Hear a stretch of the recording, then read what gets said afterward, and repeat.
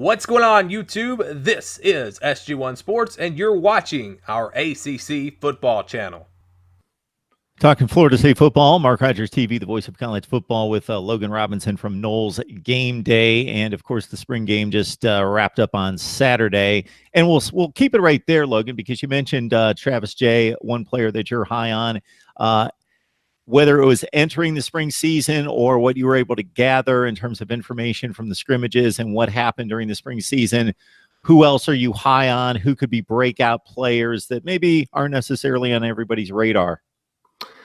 Aside from Asante, Asante Samuel Jr. is someone that had flashes of being a very good product coming to Florida State. He had strong spots in the season last year, but you could tell he was young, true freshman. Had a few mistakes, mental mistakes. He's got a big attitude, which usually works for Florida State football players really well. What happened in 2013, very high on themselves, and if he can talk it and back it up, then that's what fans like to see. So Asante Samuel Jr., cornerback, is someone I'd keep an eye on. A guy that I was really, really high on, actually got to go see him practice, was going to be a sophomore defensive end, Xavier Peters, who actually was just and he's just had a team violation, so he's been suspended as of right now. Hopefully that will change coming into the spring or the summer and the fall.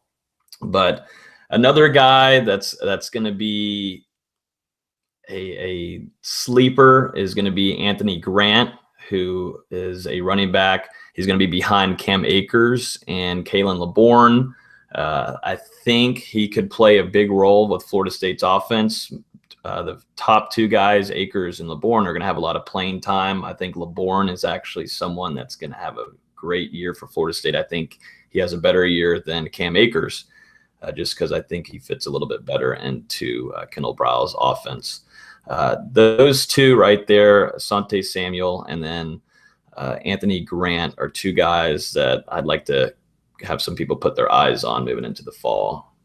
Kendall Broyles' offense is obviously the storylines for Florida State football going into this camp and going into 2019. Willie Taggart known for a similar style of offense, so it seemed to be a marriage made in heaven or in Tallahassee, whatever you want to put there.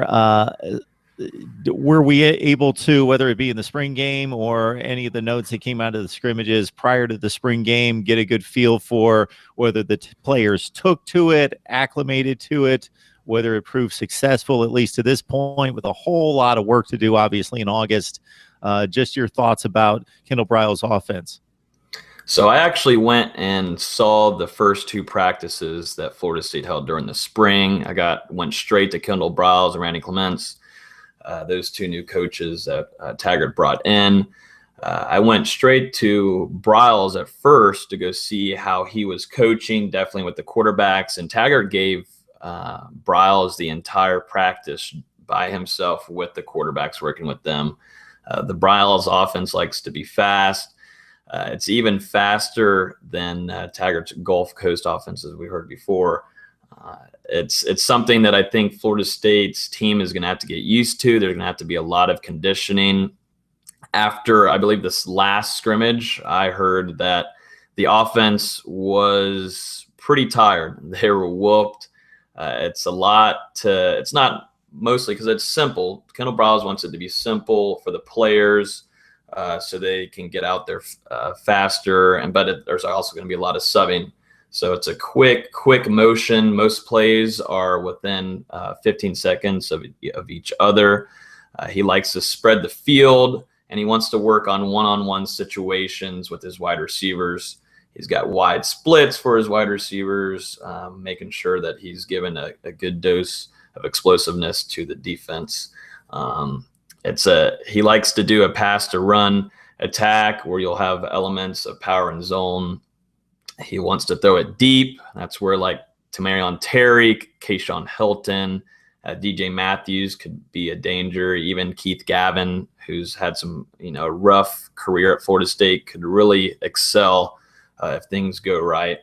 But to make it more simple, Broyles is going to he doesn't even use a sheet in his hand. I noticed that whenever they are running 11-on-11s, he will sit on the field. He doesn't want to be in the box upstairs.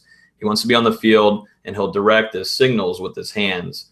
And he says that he'll use this. He'll be able to watch the defense. It makes it a little bit more better for him because he can move these guys, see, all right, Tamion Terry isn't working this well with this DB. He'll sub in a guy like Keith Gavin, maybe a little bit more bigger and physical. And it just seems like Florida State and Taggart really likes what Broyles is going to bring. So we'll see. It's just going to have to do a lot with conditioning and making sure these guys can go in, because as we saw last year, it was moving very quickly, but things were all over the place. It was just atrocious at times.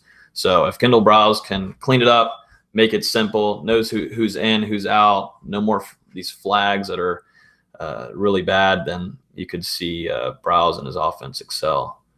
Yeah, I think the team averaged over 9 penalties per game last year, one of the worst marks in the nation. Mark Rogers TV, the voice of college football, talking up Florida State for you with Logan Robinson from Noles Game Day. So I encourage you to jump on the line, look at Noles Game Day for your Florida State football fix right there. You mentioned the name Cam Akers.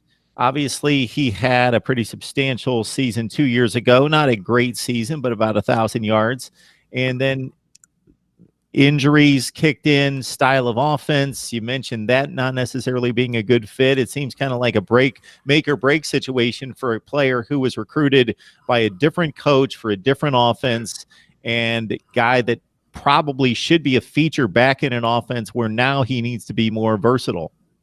And that was a big problem last year, and a lot was to blame for the offensive line. But Akers had a lot of slip-ups too in the way he was playing.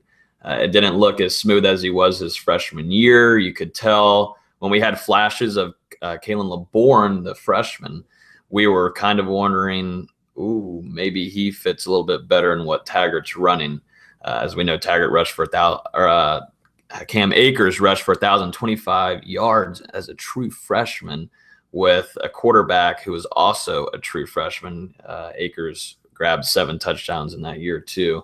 And it just kind of, it depends. I mean, if I'm picking who could run better in Taggart's offense, I'd go Kalen LeBourne. He's got the jump. He's got a little bit of the juke action. It's a big argument, because you go in and you're like, all right, well, Cam Akers had a great year his first year, and he produced well with what Jimbo was running, but it seemed to change a lot. But the offensive line also fell through for him. We're talking college football on here each and every day. Just check out the videos if you have yet to look at the library. We get to all the major programs on a regular basis, including Florida State. We got Logan Robinson on the line for the first time from Noles at Game Day. And when we look at Florida State coming up here in 2019, Alex Hornibrook comes in from the outside, but obviously he has yet to take the field. That's coming in August. Still not expected to compete for the starting job seriously, from what I understand, although pretty impressive career at Wisconsin, but supported by the big offensive line in the ground game. James Blackman, are you in his camp, Logan? Your thoughts on James Blackman and what he's been able to do thus far, and maybe what his ceiling is? I've been on high on James Blackman since last spring. So I went to a couple of the practices in the spring and actually saw videos and heard some things during the fall. James Blackman, as we know, kind of has that Jameis Winston factor with his leadership. That's all we're going to say, leadership. And that plays a big factor in creating relationships with players around you. And as being a leader too, when I played high school football, my quarterback was a big leader, and he made sure to create relationships with other players and even the younger guys. And James Blackman's been doing that since he started at Florida State. Whenever I would watch the games last year, I would see how DeAndre Francois was making his reads, and he would miss quite a bit of guys. He likes to stare down his receiver, which I think is a problem.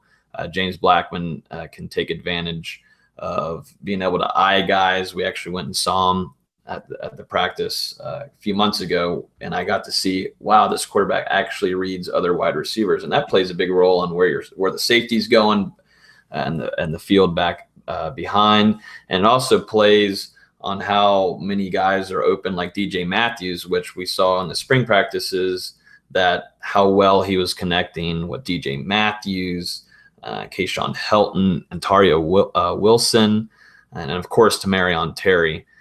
James Blackman's deep ball is precious. It's something special, and that's what Kendall Broyles is going to like a lot too, because he will strike at you out of nowhere with a deep ball, most likely to a one-on-one situation. If it's one-on-one with Tamarion Terry, then that's most likely going to be a catch, as we saw last year. So go ahead. Go ahead, Logan. With James Blackman being this type of leader, and a lot of people thought that he should have started after the NC State game. He was the ACC player of the week that week, and the way that he showed his leadership and how he can connect with wide receivers, definitely the younger ones that he did in the NC State game, and like Trey McKitty and DJ Matthews and Tamarion Terry. I think James Blackman will excel definitely in this Kendall Broyles offense, actually. So, Logan, we're not going to pin you down on this one until August, but when you take everything into consideration, meaning this has to be the second most talented roster in the conference. That doesn't necessarily produce the second most wins, but Clemson is obviously far and away the best team, best roster. Not necessarily the best roster. It is the best roster, but not far and away. But they've separated themselves unlike any other Power 5 team in a particular conference based on, obviously, what they've accomplished. But looking at the infusion of another recruiting class that was strong, Kendall Broyles running the offense, James Blackman with another year under his belt, considering 2 difficult non-conference games with Boise State and Florida on the schedule, what type of realistic expectations do you have for this team? The first thing that comes to my head, of course, is the offensive line. It's been that factor the last 2 years, 3 years almost. And that kind of goes to thanking Rick Trickett and Jimbo Fisher for really not giving a you-know-what for that position group. So if it were me, I think it's very, very successful season and a good sign heading forward under Taggart and company is an 8-4 year. A 7-5 is not too bad, but you got to remember, this is Florida State University. This isn't Cincinnati. This isn't other places. There's not many other places like Florida State, other than you got Alabama, Clemson, Georgia, and you try to put Florida State up there with Ohio State and all those kind of teams. An 8-4 season is definitely heading in the right direction. Kind of the same pathway with how Jimbo Fisher went. It was a up battle from there. So an 8-4 would not be terrible whatsoever. Of course, Florida State's going to have to go to Death Valley, and they're going to have to face Clemson, and they'll have James Blackman there going off against Trevor Lawrence, who, as we know, is trouble, and he's going to be trouble for a while. Probably head into the NFL. So 8-4, 7-5 is okay. 8-4 is, I like that. Yeah, it's funny how if you ask your typical college football fan to name players on his own team or on other teams, the one position where he's going to name the least amount of players is going to be the offensive line. Those guys are basically nameless unless it's an All-American, and that's typically the unit that makes it all work. If you don't have those guys in play, it doesn't matter how much speed or anything else that you have. Aside from the quarterback position, I'm going to argue is the most important position on the field as a unit, especially in a speed conference where you got rush ends coming off like crazy that can disrupt any play. If you don't get those guys blocked, then everything gets blown to shreds. So got to get that off. It does. I mean, we saw it too with what Francois, what he had to go through, and then also James Blackman. It's not great having an offensive line that is not excelling. And if FSU is able to have just an average offensive line, you could see this offense do wonders. And definitely with a passer like James Blackman, who's getting better on his accuracy. We know what his deep ball has, and if he's actually reading, and I think he does read better than DeAndre Francois, then the offense can move. And that means if the offensive line's getting after it, these can open up holes where Cam Akers can do his thing, and Kalen LeBourne and Anthony Grant can sub in and do some awesome moves. Like we saw with Kalen LeBourne whenever he was playing against Virginia Tech. That move that he made on 3-4 guys was spectacular, and that was having to deal with a pretty atrocious offensive line. So we'll see. Thank you for watching this video. If you are an ACC football fan, please subscribe to the channel. Leave us your thoughts down in the comments below. And for the latest in ACC football, keep it right here